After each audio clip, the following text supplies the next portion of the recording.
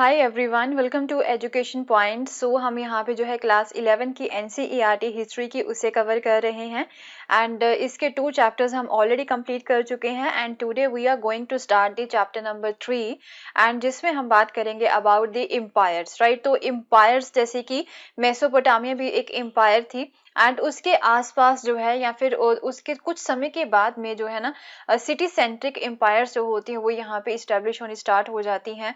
जैसे कि मेडिटेरेनियन सी है, उसके आसपास कई सारी एम्पायर्स यहाँ पे बनती हैं एंड उन्हीं एम्पायर्स के बारे में ही हम जो है इस पर्टिकुलर चैप्टर में कवर करने वाले हैं। एंड एक तरह से जैसे कि रोमन एम्पायर होगी, ईरानियन एम्पायर होगी, तो इन एम्पायर्स के बारे में हम यहाँ पे कवर करेंगे इस पर्टिकुलर चैप्टर में। कौन कौन सी लैंग्वेज वहाँ पे बोली जाती थी। तो आज वाली जो वीडियो है इसमें हम क्या करेंगे, इस चैप्टर का थोड़ा सा पहले ओवरव्यू देखेंगे कि कौन कौन सी जो एम्पायर्स हैं उसके बारे में हम जो है इस पर्टिकुलर चैप्टर में कवर करने वाले हैं, क्या क्या चीजें हम यहाँ पे पढ़ेंगे एंड कौन कौन से एरियाज में वो जो है फैली हुई थी, वही चीजें जो है वो हम यहाँ पे कवर करेंगे। So let's start the topic.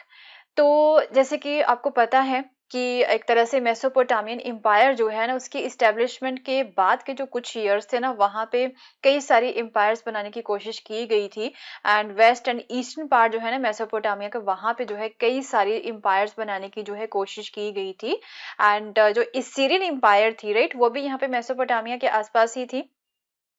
तो by the 6th century BCE यहाँ पे क्या होता है कि ईरानियंस जो है ना वो फिर इसीरियन एम्पायर का जो मेजर पार्ट है ना उसे वो उसके ऊपर कंट्रोल कर लेते हैं। इसीरियन एम्पायर जो है वो यही मेसोपोटामियन एम्पायर का ही ये पार्ट हुआ करती थी। एंड यहाँ पे आप क्या था कि ईरानियंस जो है ना वो इसीरियन एम्पायर को जो है उसका मेजर पार्ट अपने कंट्रोल में कर लेते हैं एंड फिर धीरे धीरे व्यापार का जो नेटवर्क है वो यहाँ पे डेवलप होता रहता है एंड इवन मेडिटेरेनियन सी जो है ना उसके कोस्ट के पास भी यहाँ पे जो व्यापार है, राइट, वो काफी ज्यादा जो है डेवलप होता है। देन अगर ईस्टर्न मेडिटेरेनियन की बात करें तो वहां पे ग्रीक सिटीज जो है ना वो फिर बननी यहाँ पे स्टार्ट हो जाती है and their colonies benefited from the improvements in the trade. तो जो ग्रीक सिटीज है ना, राइट, वो यहाँ पे स्टैब्लिश होना स्टार्ट हो जाती हैं एंड फिर जो उनकी कॉलोनीज होती हैं ग्रीक की, राइट, मीन जिस एरियाज को उन्होंने अपने कंट्रोल में किया हुआ था तो वो कॉलोनीज कहलाती हैं। इसके बारे में आपको पता ही होगा, हम जो है ऑलरेडी पढ़ चुके हैं कॉलोनीज क्या होती हैं। तो उन कॉलोनीज को जो है ना एक तरह से जब इम्प्रूवमेंट होती है ट्रेड में, उन्हें उससे जो है काफी ज्यादा बेनिफिट होता है and they also benefited from the close trade with the nomadic people to the north of the Black Sea. तो ब्लैक सी के नॉर्थ की तरफ जो है ना यहाँ पे ग्रीक सिटीज का जो है काफी ज्यादा अच्छा कनेक्शन था, उनके साथ जो है ना इनका काफी क्लोजली ट्रेड यहाँ पे हुआ करता था। नोमैडिक पीपल वहां पे रहते थे। नोमैडिक लोग कौन होते हैं उसके बारे में भी आपको पता है एंड अगर आपको नोमैडिक पीपल के बारे में पढ़ना है तो आप मेरी प्रीवियस वीडियोस को देख सकते हो। प्रीवियस जो कोर्सेज हैं, प्रीवियस क्लासेस के, उसमें जो है आप देख सकते हो कि नोमैडिक पीपल कौन से होते हैं। Okay, so in Greece for the most part जो सिटी स्टेट्स थी जैसे कि एथेंस हो गया एंड स्पार्टा, ये जो है ग्रीस की ही सिटीज थी, तो ये सिटी स्टेट्स थी। तो जो है वहां पे जो है सिविक लाइफ थी, काफी ज्यादा सिविलाइज थे लोग। And from among the Greek state in the late 4th century BCE, तो यहाँ पे जो है ना the ruler of the kingdom of Macedon जिनका नाम था एलेक्जेंडर।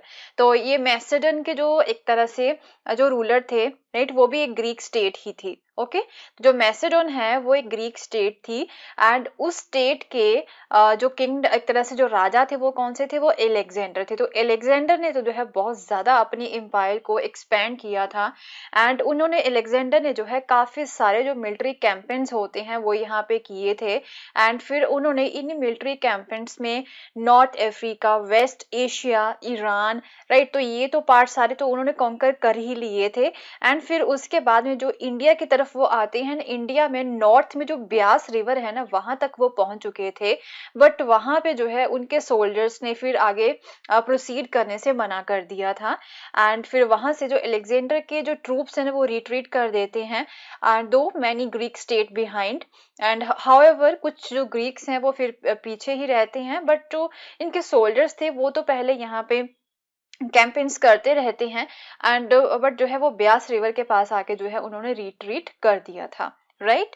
तो ये थी यहाँ पे बात ग्रीस सिटीज की and through out the area under the Alexander control. तो जो एरिया एलेक्जेंडर के कंट्रोल में था, राइट, तो वहां पे आइडियल्स एंड कल्चर ट्रेडिशंस जो थे ना वो शेयर किए जाते थे among the Greeks and the local population. तो ऐसा नहीं है कि वहां पे उन्होंने जबरदस्ती अपने आइडियाज एंड अपने कल्चर ट्रेडिशंस को जो है थोप दिया था, जिन एरियाज को उन्होंने अपने कंट्रोल में किया था। तो वहां की जो लोकल पॉपुलेशन थी ना, उससे भी उन आइडियाज को, उनके कल्चर ट्रेडिशन को भी यहाँ पे शेयर किया जाता था ग्रीक्स के साथ। एंड वो जो लोकल पॉपुलेशन थी वो ग्रीक्स के आइडियल्स एंड कल्चर ट्रेडिशंस को भी जो है एक तरह से शेयर करते थे, राइट। तो ये जो पूरा रीजन था ना, जो यहाँ पे अलेक्जेंड्रा के कंट्रोल में आता है, जो कि ग्रीस कंट्री से बिलोंग करते थे, तो उस एरिया को जो है ना क्या बोला जाता था, हेलेनाइज्ड बोला जाता था। ओके, क्योंकि जो ग्रीक्स थे ना, उन्हें जो है हेलेन्स बोला जाता है। ग्रीक्स के लिए एक वर्ड यहाँ पे रखा गया है, उन्हें जो है हेलेन्स बोला जाता है। एंड जो भी एरिया यहाँ पे ग्रीक्स के अंडर था, जैसे कि अलेक्जेंडर ग्रीस से बिलोंग करते थे, तो वो उस एरिया को जो है ना हेलेनाइज्ड एरिया बोला जाता था। एंड वहां पे तो मोस्टली जो ग्रीक लैंग्वेज जो है ना वो वेल नोन लैंग्वेज बन जाती है पूरे एरियाज में। एंड बट जब अलेक्जेंडर की डेथ हो जाती है ना, तो उनकी एम्पायर जो है ना वो थोड़ा सा डिसइंटेग्रेट हो जाती है।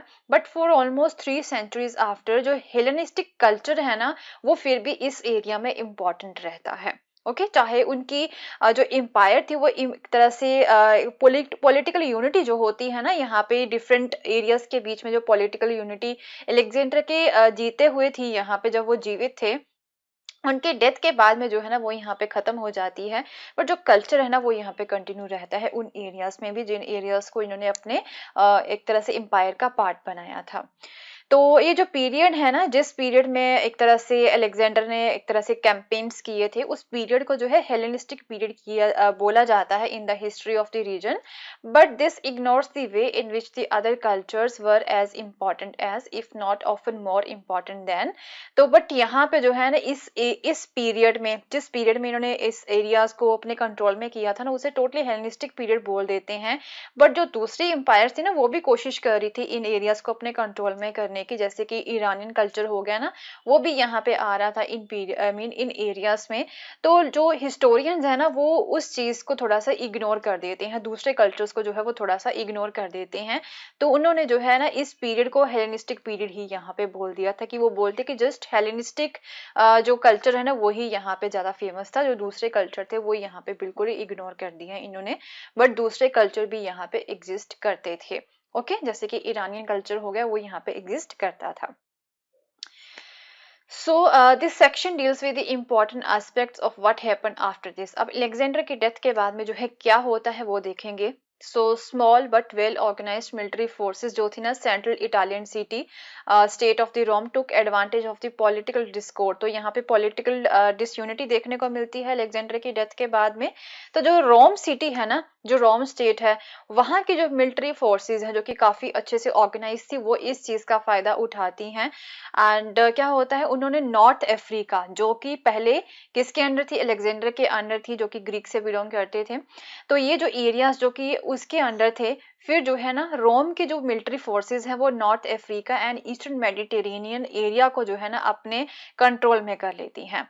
एंड एट द टाइम रोम जो है ना वो एक रिपब्लिकन कंट्री थी। एंड जो गवर्नमेंट वहां पे थी ना वो एक तरह से इलेक्शन का एक कॉम्प्लेक्स सिस्टम जो होता है ना उसके ऊपर बेस थी। बट इसके जो पॉलिटिकल इंस्टीट्यूशंस थे ना वहाँ की गवर्नमेंट के, वो बर्थ एंड जो वेल्थ जो होती है ना उसे इम्पोर्टेंट देते थे। एंड जो सोसाइटी है ना उसे स्लेवरी से जो है काफी ज्यादा एक तरह से बेनिफिट हो रहा था। मीन जो एक रूढ़िवादी सोच होती है ना कि किसी पर्सन को ज्यादा प्रेफरेंस देनी उसके बर्थ के बिहाफ के ऊपर, या फिर उसकी वेल्थ के बिहाफ पे ऊपर, या फिर जो स्लेवरी जैसी प्रथाएं थी वो वहां पे फिर भी अवेलेबल थी, चाहे रोम जो थी वो रिपब्लिक थी उस समय में। ओके, बट फिर भी जो है इस तरह की चीजें वहां पे एग्जिस्ट करती थी। सो फिर क्या हुआ कि north Africa and eastern Mediterranean area अब जो है अलेक्जेंडर के एरिया से निकल के, उनके एम्पायर से निकल के किसके पास में आ गया, रोम के पास आ गया। एंड यहाँ पे फिर जो है ना रोम की फोर्सेस ने काफी अच्छा व्यापारिक नेटवर्क जो होता है ना वो क्रिएट किया था between the states that had once been part of the Alexander empire. तो ये जो स्टेट्स एक समय में अलेक्जेंडर की एम्पायर का पार्ट हुआ करती थी ना, उन्हीं स्टेट के बीच में काफी अच्छा नेटवर्क जो है व्यापार का इन्होंने बना दिया था। तो रोमन एम्पायर के एक काफी हाई बोर्न जो मिलिट्री कमांडर थे, उनका नाम था Julius Caesar, first century BCE में। तो उन्होंने ना फिर इस एम्पायर को थोड़ा सा और बढ़ाया। तो प्रेजेंट डे जो ब्रिटेन एंड जर्मनी का जो एरिया है ना, वो भी रोम के पास आ गया था, राइट। तो इस तरह से जो है ये एम्पायर जो एक तरह से बढ़ रही थी। एंड फिर इस एरिया में जो लैटिन भाषा है ना, जो कि रोम में बोली जाती थी, वो मेन लैंग्वेज बन जाती है। Though many in the east continue to use the Greek, but फिर भी जो है ना कई सारे जो लोग हैं वो ग्रीक भाषा को ही बोलना कंटिन्यू रखते हैं, जो कि एक समय में अलेक्जेंडर के एम्पायर में आया करते जो एरिया, वहां पे जो लोग हैं ना वो ग्रीक का यूज करना जो है कंटिन्यू रखते हैं, बट फिर भी जो लैटिन है वो मेन लैंग्वेज बन जाती है इस एम्पायर की। तो जो रोमन्स हैं उन्होंने जो है हेलेनिस्टिक कल्चर को भी जो है काफी रिस्पेक्ट दी थी, ऐसा नहीं कि टोटली उसे हटा दिया था यहाँ से। And there were changes in the political structure of the empire. तो एम्पायर का जो पॉलिटिकल स्ट्रक्चर है उसे चेंज किया गया था from the late first century BCE, and इससे जो है ना क्रिश्चियनाइज कर दिया गया था, क्योंकि उस समय में जो रोमन एम्पायर के जो एम्परर थे ना वो एक तरह से वो क्रिश्चियन बन जाते हैं in the fourth century CE. And फिर गवर्नमेंट को थोड़ा सा वो ईजियर बनाना चाहते थे, तो इन्होंने क्या किया था कि रोमन एम्पायर को जो है थोड़ा सा वो डिवाइड कर देते हैं डिफरेंट पार्ट में, ईस्टर्न एंड वेस्टर्न हाफ में, टू पार्ट्स में जो है इसे डिवाइड कर देते हैं फोर्थ सेंचुरी सीई में। एंड बट जब वो इसे डिवाइड कर देते हैं तो जो वेस्टर्न पार्ट है ना वहां पे थोड़ा सा अब जो ट्राइब्स होती हैं ना वो एक तरह से विद्रोह करना स्टार्ट कर देती हैं इनके खिलाफ, रोमन एम्पायर के खिलाफ, जैसे कि गोथ्स हो गया, विसिगोथ्स, वेंडाल्स एंड अदर्स, राइट। तो जिसकी वजह से क्या होता है, these arrangements dealt with the trade, military recruitment, settlement, जो यहाँ पे कोशिश की जा रही थी, अरेंजमेंट करने की कोशिश की जा रही थी, हर एक चीज को जो है अच्छा करने की कोशिश की जा रही थी, इवन यहाँ पे वेस्टर्न पार्ट में भी एंड एक तरह से ईस्टर्न पार्ट में भी। बट वेस्टर्न पार्ट में जो है ना ये सारे अरेंजमेंट्स जो है थोड़ा सा ब्रेक डाउन हो जाते हैं, एंड वहां पे विद्रोह करना स्टार्ट कर देती हैं जो एक तरह से ट्राइब जो होती हैं, ओके। तो जो कॉन्फ्लिक्ट्स है ना वो यहाँ पे बढ़ने स्टार्ट हो जाते हैं, जिसकी वजह से वेस्ट में ये जो रोमन एम्पायर है ना वो 5th सेंचुरी सीई में जाके क्या हो जाती है, वो कोलैप्स हो जाती है वेस्टर्न एरिया में। तो जो ट्राइब्स हैं वहां पे अब वेस्टर्न एरिया में, वेस्टर्न रोमन एम्पायर में, तो अपने किंगडम्स जो है ना वो इस्टेब्लिश कर देते हैं। एंड फिर क्रिश्चियन चर्च जो है वो यहाँ पे फिर भी कंटिन्यू रहता है, जो कि होली रोमन एम्पायर यहाँ पे फॉलो किया करती थी, वो चीज यहाँ पे फिर भी कंटिन्यू रहती है, okay. So this claim some continuity with the Roman empire. तो चाहे यहाँ पे नई ट्राइब्स अपना किंगडम बना देती हैं, बट फिर भी यहाँ पे रोमन एम्पायर की कुछ चीजें जो है ना वो कंटिन्यू रहती हैं। सो अब 7th century and 15th century के बीच की बात करें तो almost all the lands of the eastern Roman empire, अब वेस्टर्न रोमन एम्पायर तो उनके हाथ से निकल गई है, तो जो ईस्टर्न रोमन एम्पायर है ना came to be taken over by the Arab empire. तो अब रोमन के बाद में वहां पे कौन आ जाते हैं, अब अरब्स आ जाते हैं यहाँ पे। तो अरब एम्पायर जो है ना वो 7 से लेके 15th सेंचुरी सीई तक जो है ना वो इस एरिया को अपने कंट्रोल में कर लेती है। एंड ये जो अरब एम्पायर थी ना वो किसके द्वारा बनाई गई थी, प्रॉफिट मोहम्मद, राइट, जो कि ऐसा बोला जाता है कि जिन्होंने इस्लाम का जो फेथ है वो फाउंड किया था, तो उनके जो फॉलोअर्स हैं ना उनके द्वारा अरब एम्पायर को बनाया गया था। And there was a close interaction between the Greek and the Islamic tradition in the region. तो इस रीजन में ना फिर एक काफी अच्छा इंटरेक्शन यहाँ पे देखने को मिलता है Islamic traditions and Greek tradition के बीच में, राइट। तो ऑब्वियसली ट्रेडिंग नेटवर्क जो है वो यहाँ पे अच्छे किए गए थे। तो इस रीजन में ना जो है काफी प्रोस्पेरिटी हमें देखने को मिलती है। तो जो पेस्टोरल पीपल होते हैं ना यहाँ पे जो टॉक्स जैसे थे वो काफी अट्रैक्ट होते हैं इस रीजन से। And the last of this people to attack the area, तो फिर ये जो लोग हैं टॉक्स भी अब जो है ना इस एरिया को अटैक करना स्टार्ट कर देते हैं, जैसे कि मंगोल्स हो गए एंड गेंजिस खान के अंडर, राइट। मंगोल्स जो थे उनके रूलर गेंजिस खान थे, या फिर उनके सक्सेसर्स जो है ना वो इस एरिया को फिर जो है एक तरह से अब यहाँ पे टर्क्स आ गए अरब्स के बाद में, तो वो फिर अब जो है ना इन एरियाज के ऊपर जो है एक तरह से अटैक करना स्टार्ट कर देते हैं। And all these attempts to make and maintain empires were driven by the search to control the resources of the trading networks। तो ऐसा क्यों किया जाता है, कोशिश की जा रही थी यहाँ पे अपनी एम्पायर यहाँ पे क्रिएट किए जाए, फिर उसे जो है मेंटेन किया जाए।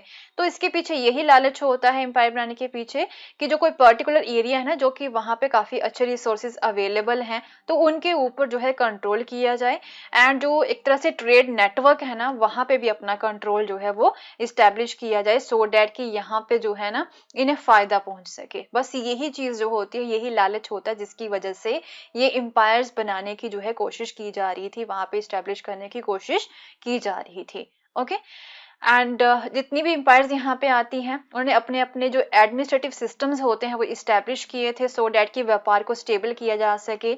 डिफरेंट टाइप की जो मिलिट्री ऑर्गेनाइज उन्होंने की थी हर एक एम्पायर ने, एंड जो अचीवमेंट होती है ना किसी पर्टिकुलर एम्पायर की, उसे जो उसके सक्सेसर थे वो फिर उसे एक तरह से टेकन अप भी कर लेते, उसे वो कंटिन्यू भी करते हैं।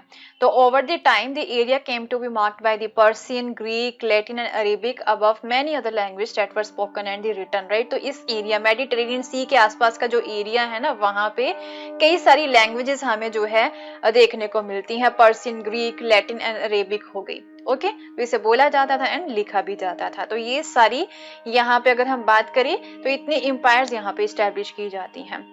ऑल्दो ये जो एम्पायर्स थी वो ज्यादा स्टेबल नहीं रहती हैं, क्योंकि ज्यादा देर तक वहां पे जो है वो अपना कंट्रोल नहीं रख पाती हैं, क्योंकि यहाँ पे डिस्प्यूट्स एंड कन्फ्लिक्ट्स जो है ना वो चलते ही रहते हैं over the resources, and it was also due to the crisis that developed in relations between the empires and the pastoral peoples to the north. तो यहाँ पे ऑब्वियसली कुछ ट्राइब्स जो थी वो अपने रूलर्स के खिलाफ हो जाती थी, तो ये कन्फ्लिक्ट्स की वजह से यहाँ पे जो एम्पायर्स थी ना वो ज्यादा स्टेबल नहीं थी। Okay So it is worth noting that not all the empires were city centric। तो ये भी चीज आपको यहाँ पे याद रखना है कि सभी एम्पायर जो थी ना वो सिटी सेंट्रिक नहीं थी, कुछ यहाँ पे जो है दूसरे एरियाज की भी तरफ भी फोकस करती थी। सो द मोगल एम्पायर जो है गेंजिस खान की एंड उनके सक्सेसर जो है वो एक गुड एग्जांपल है how an empire could be maintain by pastoral people, कि एक पेस्टोरल पीपल जो है ना वो किस तरह से एक एम्पायर को मेंटेन कर सकती है लंबे समय तक, एंड वो भी विद द सक्सेस। ओके तो वो एक तरह से वो कौन से थे, वो पेस्टोरल लोग ही थे। यहाँ पे जो गेंजिस खान थे उनकी जो मंगोल एम्पायर है वो काफी लंबे समय तक यहाँ पे कंटिन्यू रहती है, राइट।